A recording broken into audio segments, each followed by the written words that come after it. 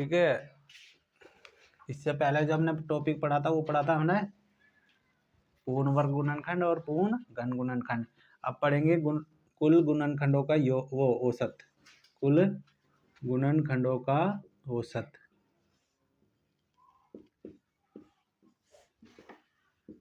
औसत ठीक। अब कुल गुणनखंडों का औसत होगा कुल गुणनखंडों का योग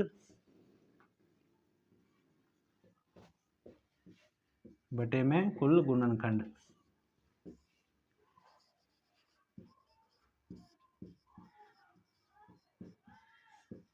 ठीक है, यह सूत्र होगा औसत का। यही सूत्र है, कुछ भी हो, ठीक है, योग बटे संख्या, कुल योग बटे में कुल संख्या, या कुल राशियों की का योग बटे में कुल राशि कितनी। ठीक, तो इसी पे क्वेश्चन करेंगे हम।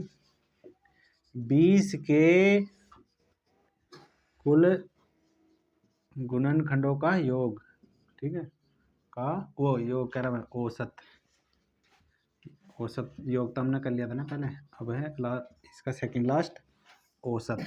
ठीक है, अब पहले सबसे पहले मैं निकाल लूंगा कुल गुणनखंड। ज्ञात करो, क्वेश्चन है यूं।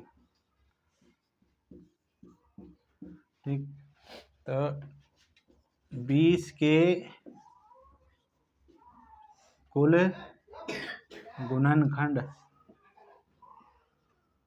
कितने होंगे।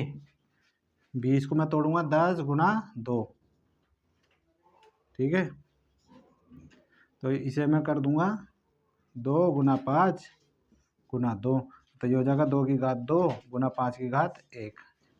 ठीक है, अब तो ये हो जाएगा 2 की पावर 0, 2 की घात 1, 2 की घात 2।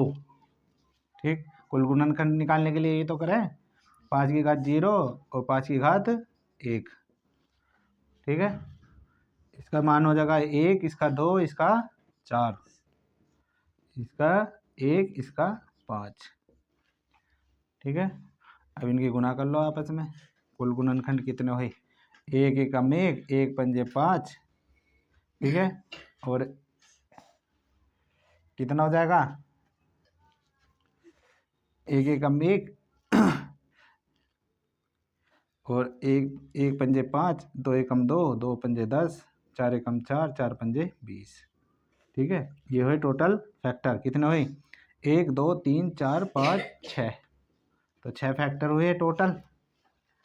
ठीक है, अगर हमें सर ये ना करके सब शॉर्ट में निकालना हो, ठीक है, तो पहले निकाल लो इनका योग, मुझे निकालना है इनका योग, इसलिए कराना 1 + 5 + 2 + 10 + 4 + 20।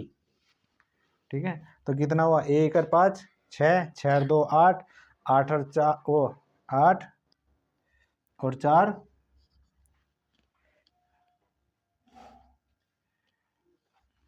देखो 1 और 5 6, 6 और 2 8, 8 और 10 18, 18 और 4 22, 22 और 20 42। ठीक है, 42 आया हमारा योग। अब मुझे निकालना है क्या औसत, तो औसत निकालने के लिए क्या करना होगा कुल गुणनखंड बटे में वो कुल गुणनखंडों का योग बटे में कुल गुणनखंड, तो गुणनखंडों का योग है 42 और कितना बैठा बटे में, मतलब गुणनखंड कितने 6, तो 6 सत्ते 42, तो इसका आंसर होगा 7। ठीक है, यूँ तो है जब हमें पूरा खोल कर देखना हो, ठीक है, अब हमें पता चलेगा गुणनखंडों का योग इतना है। ठीक है, इसी से कर लो तुम, क्योंकि फिर भी यहीं पर जाना पड़ेगा गुणनखंड निकालने के लिए। ठीक है, उतार लो।